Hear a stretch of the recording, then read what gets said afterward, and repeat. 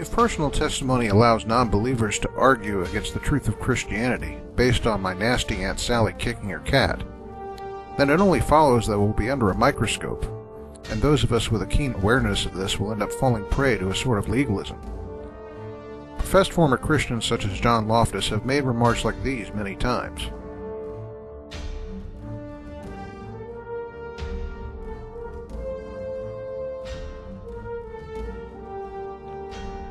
Such statements are misguided. When Jesus spoke of Christians as examples, the metaphor he used was that of a city on a hill. A city on a hill doesn't strive for attention. It passively draws attention to itself with no concern for who is watching. It's not a moving target, but a static one.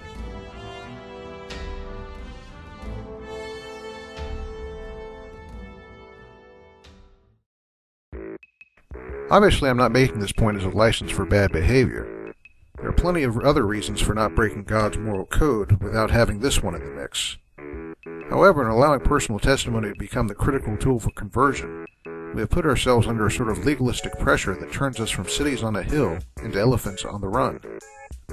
Moreover, we also invite judgmentalism by non-believers, especially dishonest ones like Loftus, who will try to twist anything we do into some sort of sin, even if it's not, simply in order to gain what they think is an argument against the truth of Christianity. The result is a misplaced concern that arises for hurting our testimony, rather than defending the actual basis for Christianity, the historic resurrection of Jesus. Again, if this seems too far-fetched, we can find examples of this easily, such as this one from a website by a fundamentalist Baptist church.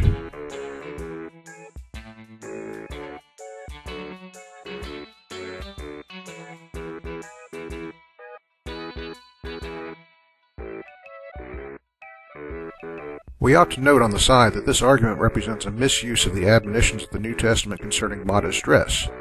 Their main concern was honor, not sexiness. But it remains that such thinking is absurd.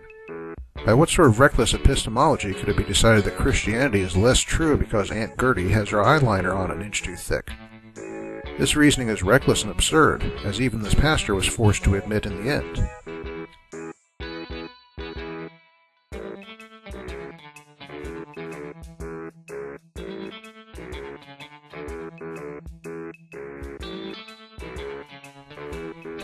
If this is a cop-out, then what is the logic behind the argument to begin with?